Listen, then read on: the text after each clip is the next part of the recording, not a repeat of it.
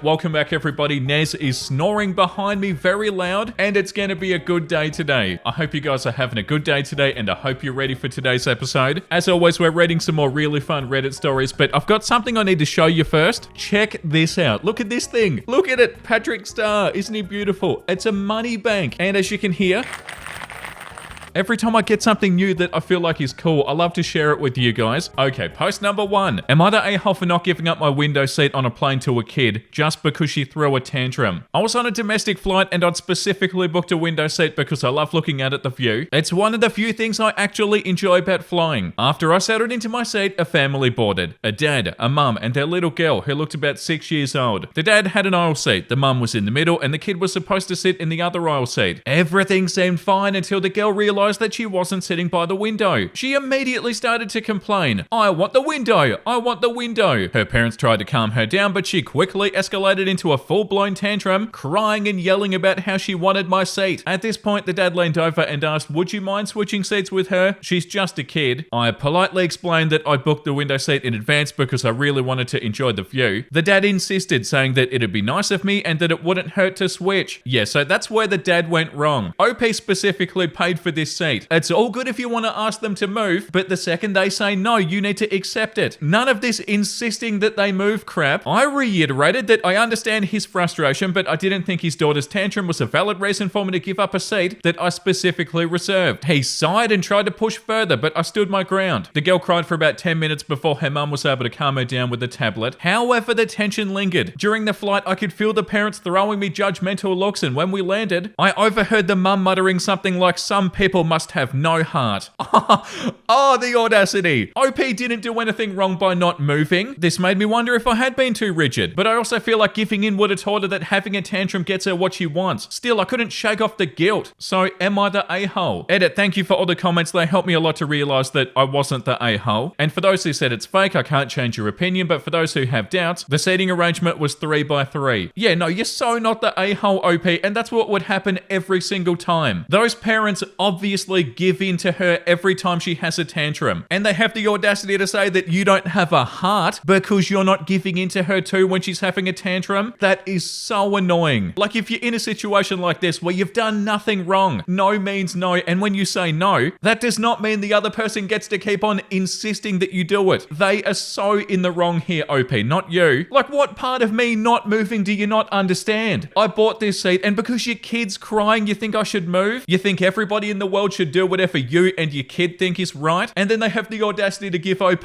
dirty looks and say that OP doesn't have a heart. No, that's not what's happening here. You're just entitled. And the fact that the parents barely even knew how to handle this situation definitely tells me that they give in to their daughter every time they have a tantrum. Like by the sounds of it, the parents nearly self-destructed because they didn't know what to do, and all they could do was blame OP. Yeah, the top comment's good. I'm a mum and I've got 3 kids. Kids get explained that they can't have that seat as it's already occupied, and that's the end of it. Time for a game. The comment below that says, here it is. You teach your kids how society works and that not everything is at their disposal all the time. If you fail as a parent for something as simple as this, then you know and deal with it. Other people shouldn't suffer because you screwed up. I'm a father of a 4-year-old. Yeah, like that was a really good teaching moment for the parents, for them to actually parent their child. But no, they blame OP because they're entitled. You're so not the a-hole, OP. Okay, post number 2 that we're going to judge today and find out if they're the a-hole or not. Am I the a-hole for leaving my Bumble date stranded at a restaurant after she admitted that she was going to her guy best friend's place after the date? A couple of months ago, I matched with Anna on Bumble. I thought we vibed really well. She had a really nice and funny demeanor and we had lots of engaging conversations on FaceTime. We set up our first dinner date last week. I proposed a really nice restaurant, which was sort of far from where we lived, but I really wanted to treat Anna because I thought she was special. Anna asked if I could pick her up and then after the date drop her off at her best friend's place. I didn't mind at all. Anna said that she had a movie night with her best friend. I picked Anna up and we went to the restaurant. The date went better than expected. We vibed really well. Anna also had drinks since I was the designated driver. However, right at the end of the date, Anna asked if I would drop her off at Josh's. I was initially confused and then realized that Josh was her guy best friend. Anna instantly realized what she said and it sort of became awkward. Anna apologized and I told Anna there was no reason to apologize. I was curious about who Josh was, so I asked Anna, and Anna said he was her guy best friend, and they occasionally have movie nights. Anna said that she wanted to be honest with me because she really liked me and saw a future with me. And she admitted they sometimes make out during these movie nights, but it doesn't go further than that. What the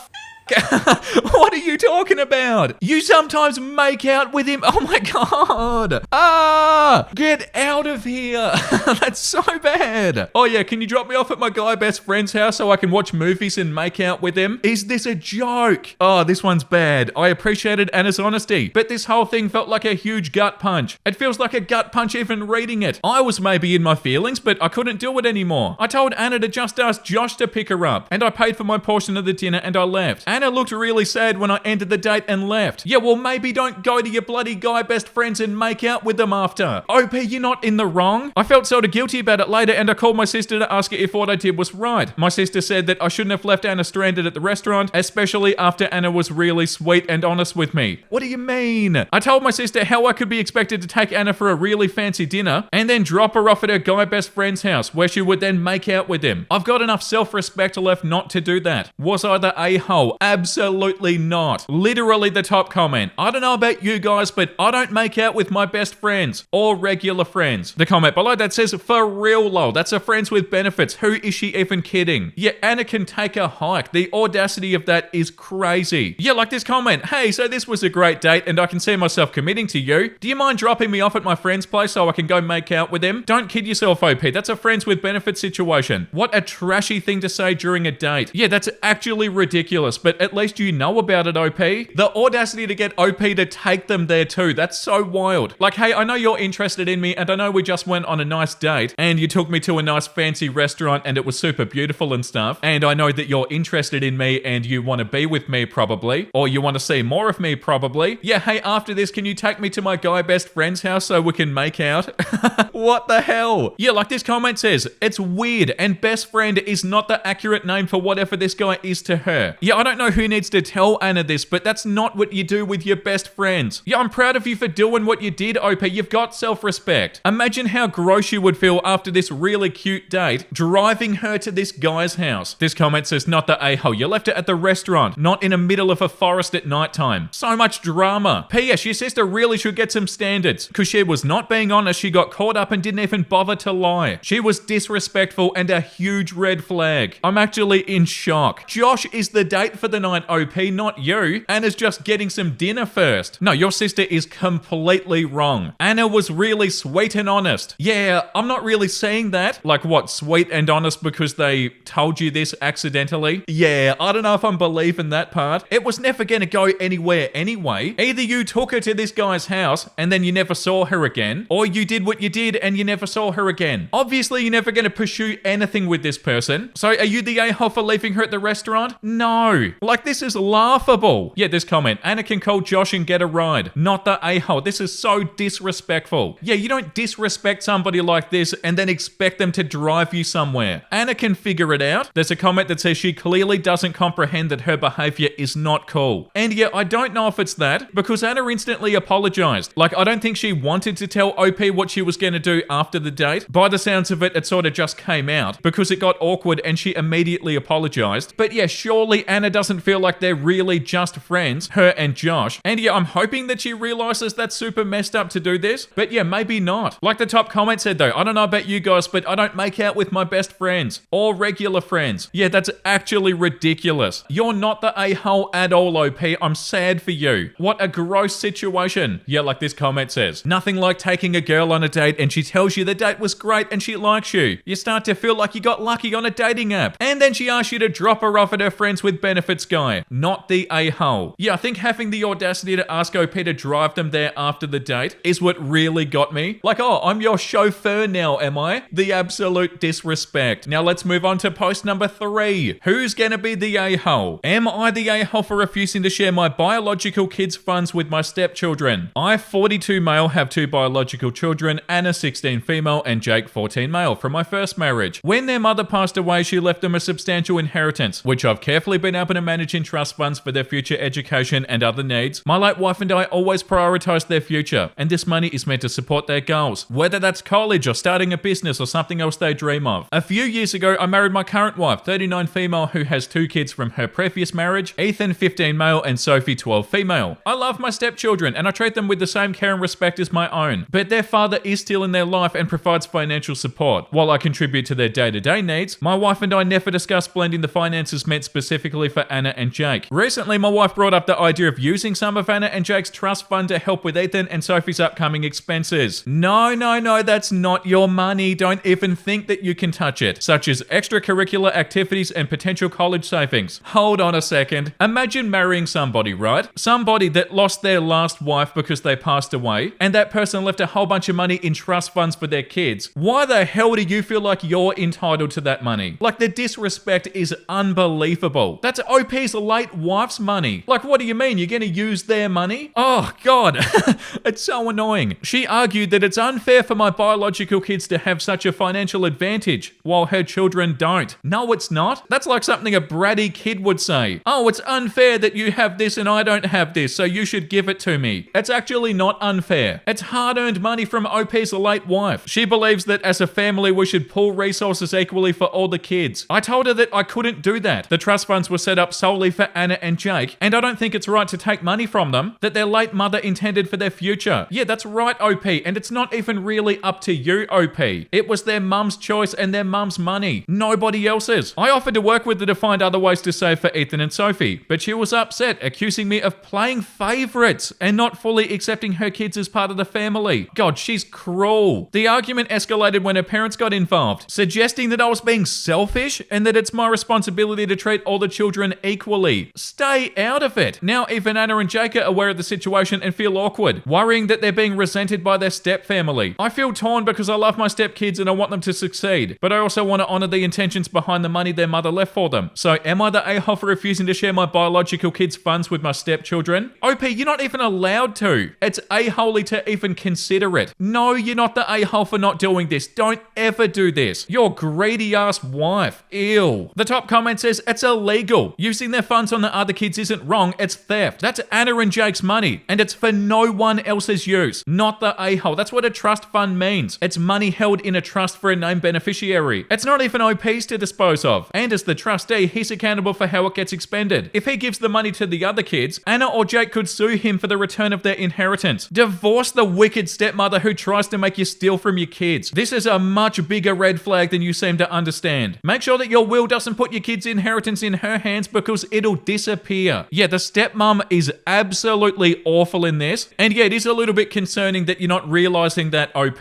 Like, you definitely have the right idea, but I don't think you realize how bad this is. Yeah, like this comment says, she argued that it's unfair for my biological kids to have such a financial advantage while her children don't. It's also not fair that your kid's mum died and her kids both have a mum and dad and stepdad, while your kids have a greedy, evil stepmom who's trying to steal money left to them by their dead mother. Your wife is disgusting. You need to put her in her place, or better yet, divorce her greedy ass. I 100% agree. This is so morally messed up that I don't feel like you should be staying with them. They are an evil, greedy stepmom. 100%. And yeah, like that comment said, oh, it's unfair that my kids don't have money like your kids, complaining like a bratty child. And like that comment said, it's actually unfair that their mum has died, and all they have now is a greedy, evil stepmom who's trying to steal their money. Yeah, your current wife is the worst. The parents are also the worst. Anybody telling you that you should do this, OP, is the worst. Like, we have read about similar stuff like this before, and in this sort of situation, it's not even up to you, OP. You don't even get to choose what happens to the money. It's not even your money, let alone your greedy wife. The money is in a trust. It's for your kids. It is 100% their money. Wow, the stories are frustrating today. Yeah, that's actually revolting of OP's current wife. And to bring her parents in as well to try and back her up and get OP to cave, and the poor kids worrying about if they're gonna resent them or not. I would not be worried about that if I were them. Frankly, who cares if these people resent them? I like to be fair in these episodes, and I don't like to name call, and I don't like to be rude, but in this case, OP, I genuinely feel like you should divorce them. Like, straight up. How are you gonna ever forget this? Like, oh, you remember that time that you tried to steal my kids' money that was left to them by their mum that passed away? Oh yeah, that was nice of you, wasn't it? OP, you will never forget this. Show your current wife this Reddit post, tell them they're greedy and they suck, and then protect your kids. Okay, moving on to post number 4, and hopefully this one's not going to be as infuriating as the last ones. Are they going to be the a-hole? Let's find out. I closed my door on my neighbor's face because she really needed peanut brittle. Am I the a-hole? Hello, this one's an odd situation for me where I just really don't know if I'm being too much of an a-hole, but I'm just tired, and let me tell you why. I'm a 20-year-old guy and I still live with my dad at his house. My mum was in a lengthy battle with breast cancer and she passed away during August. It wrecked me on so many levels that I was not prepared for. On top of losing my hero, I felt like I should stay with my dad to be here with him and support him. One of those things is keeping up with traditions and recipes passed down from my mum. And it's been really hard for holidays to even capture a fraction of the spirit of when my mum would do holidays, as she was the backbone of setting stuff up and preparing food and decorating. But this is where we ran into a problem. My mum, when she was alive, she would make peanut brittle, some fudge and double chocolate crinkled cookies. And she would make like 30 batches of them and then put them in containers and hand them out to family and friends. Also to me and my siblings and co-workers and of course the neighbors. This is my first real year of making all of these sweets by myself. And I'm really not committed to doing all of this baking when I'm in college, as well as balancing a job and a side hustle, and I have to make more money. I'm just too damn sad with the grieving and too tired from school and work to do loads of batches. In fact, the only reason I'm making these sweets is because they're yummy, and I can't lie, I know my dad would appreciate them. I just started to attempt to make them. I've only made 2 small batches, and they were good, not as good as my mum's, but this is where my neighbor knocks on my door. I answer expecting like a Christmas card, and she said, "Hi, I was wondering if you had any of that peanut brittle done." So I explained like, yeah, I'm trying to perfect the recipe, but I don't know if I can send them out this year. And then she asked, "Oh, my mum's name is really slacking behind this year?" And at this point I'm thinking to myself, does she not know that my mum passed away? And then I'm thinking that we told her the news of it spreading and her being too tired to do any of the neighborhood walking around the block with her friends. So I'm dumbfounded that she can't put 2 and 2 together, that she isn't able to make peanut brittle. So I tell her that she passed away in August, and then she looks at me with a surprised expression. She said with like almost a confused tone, "So you're not making peanut brittle at all? How about tomorrow?" Oh my god.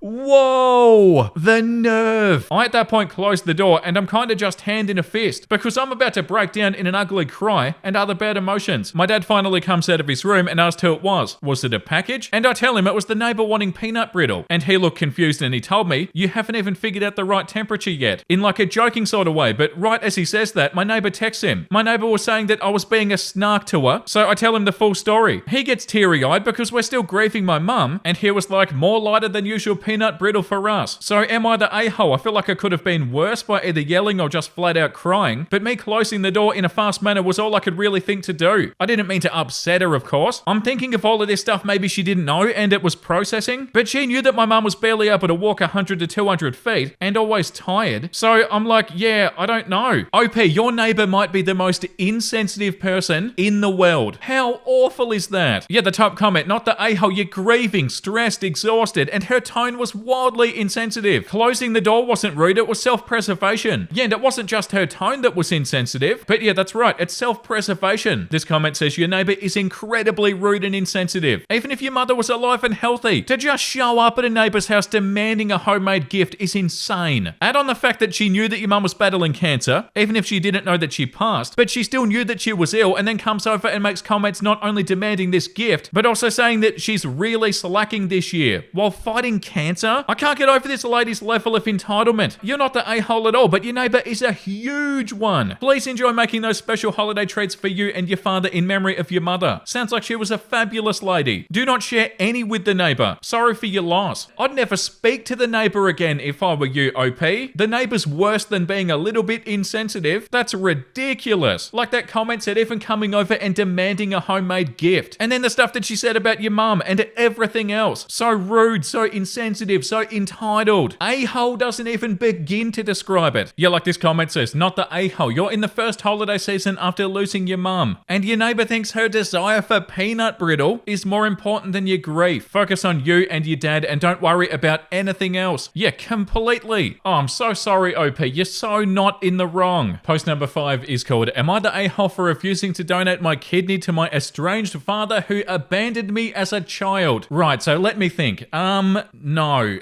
Not the a-hole. I, 28 female, was raised by my mum after my dad walked out on us when I was 5. He left to start a new family and had little to no contact with me growing up. He never paid child support or even called on birthdays or holidays. For years I struggled with feelings of abandonment, but I eventually moved on and I built a life without him. And what, now now he wants your kidney? Get out of here, dude. Fast forward to now, out of the blue, I get a call from his wife telling me that my father is very sick and needs a kidney transplant. She told me that I'm the best match and begged me to get tested. Apparently, his other family members aren't compatible. I told her no, I don't owe him anything after the way he treated me. He made his choices when he abandoned me and my mum, and I feel no obligation to put myself through a major surgery for somebody who essentially is a stranger to me. Yeah, fair enough too, OP. Since then, I've been bombarded with messages from his side of the family calling me selfish and heartless. Not your dad that abandoned you. Come on, this is unbelievable. They say I'm letting him die out of spite and that I need to be the bigger person. Even my mum thinks I should consider it. Not for him, but to avoid carrying guilt if he passes away. I don't feel guilty. Yeah, there you go. I feel like he's reaping what he sowed. But part of me wonders if I'm being too harsh. Am I the a-hole for refusing to donate my kidney to the father who abandoned me? Of course not. You don't want to. You don't owe him anything. You don't feel guilty about this either. Yeah, like this comment says, call the hospital and inform them that you're being pressured to donate your kidney. Hospitals take that very seriously. Keep your mother away for now as she's adding to the pressure. Since then, I've been bombarded with messages from his side of the family calling me selfish and heartless. Block them, not the a-hole. Yeah, definitely block them, OP. If they feel like you're the selfish and the heartless person here, they've lost their mind. You're not the heartless person. The next one that we're going to read, am I the a-hole for telling my dad that I'm not cutting off my grandma for not treating my stepsister the same as me? My dad and grandma have been fighting a lot since he got married 5 years ago. Grandma knows that dad has poured way more energy into his stepdaughter 16 than me 17, and she tried to warn him that it was pushing me away. Dad would get defensive and say I needed to adjust to sharing him, and look, I get a mum out of it like my stepsister got a dad out of it. She told him that I was being left out and that it wasn't his wife's job to make up for him focusing on his stepdaughter, that it was on him to be a father to his son. My dad called her an interfering old bat, and then he told her to f***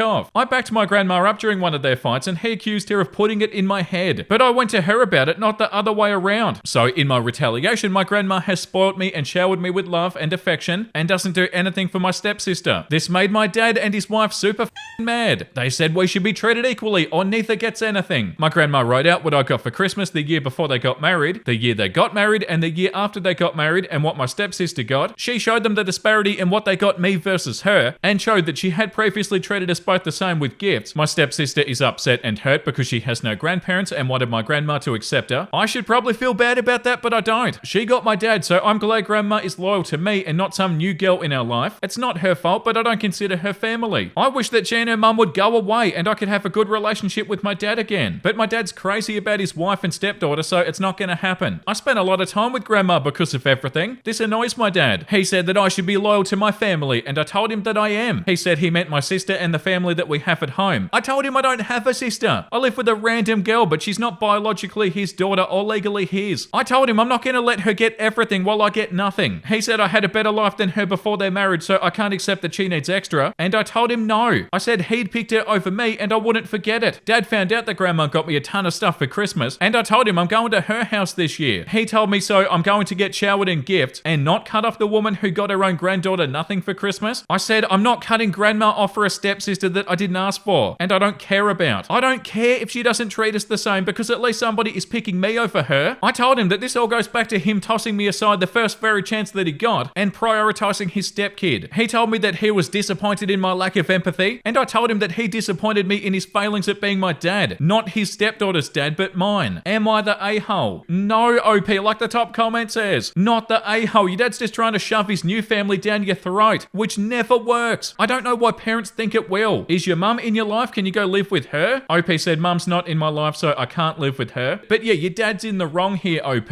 Yeah, like this other comment says, not the a-hole. Does your dad realize that he's basically asking you to go no contact as soon as you turn 18? OP said grandma has told him that, but he acts like I should be a big enough person not to or whatever. I don't see why I wouldn't, and he can't give me a good reason not to. Okay, the next one that we're going to read. Am I the a-hole for not letting my sister's kids use my toy room? I, 34 male, am child-free and I have been my entire life. I've always loved hobbies like building Lego sets, collecting action figures, and even some light gaming. Over the years, I've turned one of my rooms in my house into a toy room, which is essentially my personal space filled with collectibles and intricate Lego models, and a few rare items I've spent a lot of time and money acquiring. My sister, 38 female, has 3 kids, 9 female, 7 male, and 5 male. She's always known that I'm into this sort of stuff and never seemed to care, until recently when her family came over for a visit. Her youngest son, 5 male, saw the room while I was showing my brother-in-law around the house and immediately got excited. He asked if he could go in and play. I gently gently told him that the room wasn't for playing and I'd be happy to set up some toys that he could use in the living room instead. This did not go over well with my sister. She said I was being ridiculous and that I should let the kids be kids and enjoy themselves. I stood firm and I explained that many of the items in that room were fragile, expensive, or had sentimental value. Her kids were disappointed and she accused me of being selfish and not understanding how to be part of a family.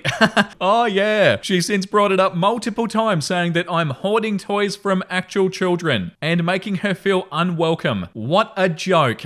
To be clear, I love my niece and nephews. I've always gotten them gifts for their birthdays and played with them when they visit, but I see my collection as more of a hobby or an art display than something for kids to handle. It's not like I have a house full of toys and I'm refusing to share. It's one dedicated room that I've spent years building up. My parents are split on the issue. That doesn't matter. It doesn't matter what your parents think, OP. It's your house. My mum thinks I could have compromised by supervising the kids in the room, but my dad sides with me saying that it's my house and my rules. My sister's still upset and now I'm starting to wonder if I overreacted. Am I the a-hole? No, and I feel like this one's pretty simple, like the top comment says. Not the a-hole, it's your space and you've made it clear that it's a personal hobby, not a playroom. You offered alternatives and your sister should have respected your boundaries. Yeah, but that didn't happen, did it? This comment says she's annoying. Does she let her kids take out all of her makeup and cosmetics to play with? Does she regularly just hand her phone to her kids to play? Not the a-hole. Yeah, this is your house, OP, and it's stuff that means a lot to you. Of course, that's completely reasonable. In the same way as if like you had a home office that had a whole bunch of expensive stuff in it and you didn't want people going in there. Like that's also completely reasonable. It's your space. You're not hoarding toys from kids, acting like you've actually got like a whole bunch of kids' toys in there. Like you said, it's more of an art display. No, you're not the a-hole, OP, and that's enough for today. That was a beautifully infuriating episode and I hope you guys had a great time today. I've got a cute wholesome meme to show you. You can start over at any time. Your day's not ruined. The world is not over. Take a deep breath and start over. Yeah, I felt like that was such a good reminder. Like it's all good. It's all going to be okay, even if it doesn't feel like it. Yeah, so beautiful and definitely so true. Okay, I'm out of here. Thank you for watching, guys. I hope you had a wonderful time today. Subscribe if you want to and let me know down below what you thought. And the comment of the day goes to Dragon Knight. My dad likes to listen to Reddit stories in the van. A couple of days ago, I was listening to Vincey. My dad asked who it was, and he's now playing Vincey in the van. That is so beautiful. Dragon Knight, thank you for the support and thank you for watching the episodes. And also now Dragon Knight's dad, thank you for watching the episodes. I hope you enjoy them and I really appreciate the support. It makes me so happy to read this. Thank you so much. My dad asked who it was and he's now playing Vincey in the van. That's so cool. Thank you for the support. I'll keep making more episodes for you to listen to. And I'll see you tomorrow. Make sure you look after yourself and make sure you have a beautiful, amazing rest of your day. And you know what I'm about to say because I say it every single day. Bye!